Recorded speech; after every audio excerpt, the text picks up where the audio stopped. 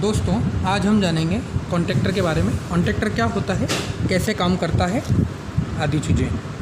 यह भी आपको जो सामने दिखाई दे रहा है, ये श्नाइडर इलेक्ट्रिक कंपनी का कॉन्टैक्टर है। इसे पावर कॉन्टैक्टर कहा जाता है क्योंकि यह किसी भी मोटर या फिर किसी भी कैपेसिटर में लगाने से पहले हमको इसको पावर कॉन्टैक्टर के रूप में काम में किया जाता है। इसमें पावर लीड लगाई जाती है, इनकमिंग लीड, और यहाँ पे आउटगोइंग लीड लगाई जाती है तथा यह पावर को आगे बढ़ाने का काम करता है। किसी भी पुश बटन द्वारा या फिर किसी भी ऑटोमेटिक रिले द्वारा इसकी कॉइल में सप्लाई आती है। उसकी कॉइल में जैसे ही सप्लाई आती है, यह इनकमिंग सप्लाई को आउटगोइंग सप्लाई में भेज देता है।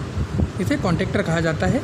इसमें किसी के पास में कंट्रोल वायरिंग के लिए एक एड ऑन ब्लॉक लगा होता है। जैसे ये एड ऑन ब्लॉक लगा है इसमें। इस एड ऑन ब्लॉक में दो कॉन्टैक्ट होते हैं, एनो कॉन्टैक्ट होते हैं और एनसी कॉन्टैक्ट होते हैं।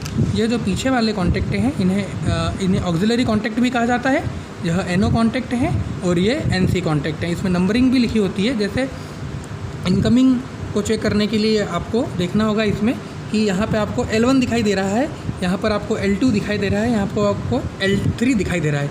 वैसे ही यहाँ पर आपको T1, T2 और T3, L1, L2, L3 incoming प्रदर्शित किया जाता है और T1, T2, T3 को आउटगोइंग से प्रदर्शित किया जाता है। वैसे ही 1, 2, 3, 4, 5, 6 नंबर से भी पहचानने के लिए दिया गया है।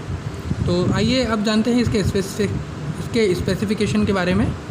ये जो आपका कॉन्टैक्टर है, इसकी कंट्रोलिंग के लिए जब हमको इसकी किसी पुश बटन या फिर किसी सिस्टम द्वारा इसे कॉइल सप्लाई देंगे, इसमें A1 और A2, इसको अगर हमको, यह 440 वोल्ट की कॉइल है, इसमें आपको लिखा हुआ साफ दिखेगा यहाँ पे। जब तक हम इसको 440 वोल्ट कॉइल नहीं देंगे, 415 वोल्ट नहीं देंगे, जब तक इसकी कॉइल ऑपरेट नहीं होगी और कॉन्टैक्टर चालू होकर हमको सप्लाई आगे नहीं भेजेगा। तो यहाँ पर साफ अक्षरों में लिखा हुआ है A1 और ये है A2 और 415 वोल्ट। तो या तो A1 में आपको दोनों वायर यहाँ लगाने, दोनों फेस के, या फिर आप दोनों वायर यहाँ लगा सकते हो, तो आपकी कॉइल चालू हो जाएगी और कॉन्टैक्टर आगे चले जाएगा। तो ये अपना साइड माउंटेड, इसमें दो फैसिलिटी उपलब्ध है। इसमें आप एड ऑन ब्लॉक को, ऑक्सिलरी कॉन्टैक्ट को साइड में भी लगा सकते हैं, साथ ही इसको आगे की तरफ भी लगा सकते हैं। लेकिन अगर हमारे स्टार्टर की लेंथ और गहराई छोटी है तो हमको साइड में इसको माउंट करना पड़ेगा। और ये इसका पूरा स्पेसिफिकेशन प्लेट है, इसमें कितने एम्पियर का है ये सब मैं आपको बता देता हूँ। ये कंपनी का है, श्नाइडर। कोड नंबर दिया गया है LC1D1156। यह 115 एम्पियर का है। यह 50 और 60 हर्ट्ज दोनों पर काम कर देगा और 8 किलोवोल्ट तक इसका विथ स्टैंड कैपेबिलिटी है, से कुछ भी नहीं होगा। और बाकी जो नॉर्मल लोड पे दिए गए हैं, वैसा इन्हें नॉर्मल जो भी स्पेसिफिकेशन दिखाए जाते हैं कॉन्टैक्टर के, वो स्पेसिफिकेशन प्लेट पे दिए हुए हैं। तो आगे मैं आपको बताना चाहूँगा, अगर आपको इस कॉन्टैक्टर को खोलना है तो उसके लिए इसके ऊपर भी एक लॉक लगा हुआ आता है। ये सामने की तरफ ऐसे लग जाता है और यहाँ लॉक हो जाता है। जब तक आप इस लॉक को नहीं खोलेंगे तब तक यह आगे से खुलेगा नहीं ब्लॉक लगाने के लिए। तो मैं इससे पहले ही खोल चुका था। इस खोलने के बाद में आपको लॉक दिख जाएगा। उसके बाद अंदर का हमको किट देखने के लिए क्या होता है कि जब बार बार फ्रिक्वेंट ऑपरेशन के कारण कॉन्टैक्टर की किट ख़राब हो जाती है, तो अगर हमें किट वगैरह बदलनी होती है तो उसके लिए यहाँ से खुलना होता है। यहाँ से आगे जैसे हम इसको खोलेंगे, इसमें एक बोल्ट यहाँ से खुल जाता है, स्प्रिंग लगी होती है स्क्रू में, और ये जैसे बदला, इसको हम खोलते हैं तो खुलने पे हमको अंदर से कुछ ऐसा दिखाई देगा। इसे अंदर से इसको किट बोला जाता है, contactor kit. 1 kit, 2 kit, 3 kit. जैसे ही कॉइल होल्ड होती है, इनकमिंग वायर पहले से ही पावर कॉन्टैक्टर की 3 इनकमिंग जुड़ी होती है, तो 3 आउटगोइंग जुड़ी। जब तक पावर नहीं आएगी तब तक ये किट दूर रहती है, और जैसे ही इसमें पावर, कॉन्टैक्टर में पावर मिल जाती है, ये किट दब जाती है, और दबने के बाद में जब मैग्नेट बनता है, स्पीड से दबती है और ये पावर यहाँ से यहाँ पहुँच जाती है। जैसे ही कुछ फॉल्ट होता है, तो जैसे ही फॉल्ट होने पर रिले काम करेगी और रिले कॉइल में सप्लाई देना बंद करेगी। जो कॉइल मैंने आपको यहाँ बताई थी, यहाँ जैसे ही सप्लाई बंद होगी, अंदर जो कॉइल लगी होती है वो मैग्नेट बनाना छोड़ेगी और किट ऊपर आ जाएगी, जिससे हमारी मोटर में फॉल्ट होने से बच जाएगा और मोटर हमारी बच जाएगी। तो ये इसका पूरी वायरिंग है। इसके लिए इसकी कॉन्टैक्टर किट ये होती है, पूरी कॉपर की होती है। ये 115 एम्पियर पूरा करंट यह झेल सकती है। अगर हमको इस कॉन्टैक्टर को बिना फीडर में लगाए अगर चेक करना है, तो उसके लिए हम इसको अलग से 2 फेस दे सकते हैं यहाँ पर, और कंटिन्यूटी जैसे यहाँ जैसे ही 2 फेस देंगे, यह अंदर प्रेस हो जाएगा और आप कंटिन्यूटी चेक कर सकते हैं।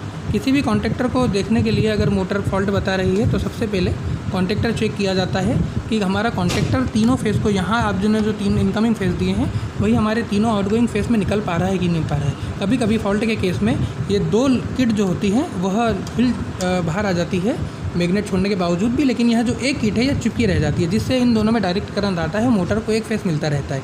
कभी कभी दो चिपक जाते हैं और मोटर को 2 फेस मिलता है, उससे मोटर खराब होने की संभावना बढ़ जाती है। इसलिए किसी भी फीडर को चेक करते समय यह बात ध्यान देना बहुत ज़रूरी है कि एमसीबी और रिले के साथ में कॉन्टेक्टर को भी खोलकर ऐसा किट को चेक किया जाए।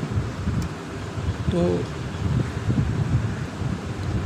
और अगर आप इस कॉन्टेक्टर को खोलने के बाद में इस लॉक को, इसको बॉक्स को बिना लगाए अगर आप इसको चेक करने की सोचेंगे कि हम इसको बिना लगाए चेक करें, तो यहाँ पर आप इसकी बैलेंसिंग जो होती है वह बैलेंसिंग नहीं बन पाती है। तो आप अगर हाथ से प्रेस करना चाहेंगे तो हाथ से प्रेस नहीं होगा।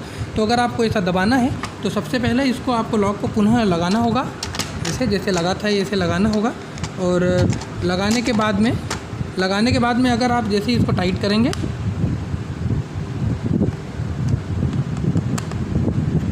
लगाने के बाद टाइट करेंगे तो ये टाइट हो जाएगा। मैंने कॉन्टेक्टर को खोल लिया है, ये कॉइल दिखाई दे रही है आप, और ये साथ में इसके कॉइल जहाँ बैठती है वहाँ वाला पोर्शन दिखाई दिया है।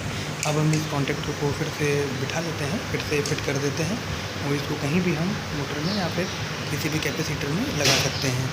आज मैंने आपको कॉन्टेक्टर के बारे में बताया कि श्नाइडर का कॉन्टेक्टर कैसे काम करता है, क्या करता है। अगले वीडियो में मैं आपको इसकी पावर वायरिंग के बारे में बताऊँगा तथा पावर वायरिंग तथा इसे ड्राइंग के माध्यम से समझाऊँगा। अगर आपको वीडियो पसंद आई हो तो लाइक कीजिए, शेयर कीजिए और मेरे चैनल को सब्सक्राइब कीजिए। वीडियो देखने के लिए आप लोगों का बहुत बहुत धन्यवाद। अगली वीडियो में फिर मिलते हैं नई जानकारी के साथ।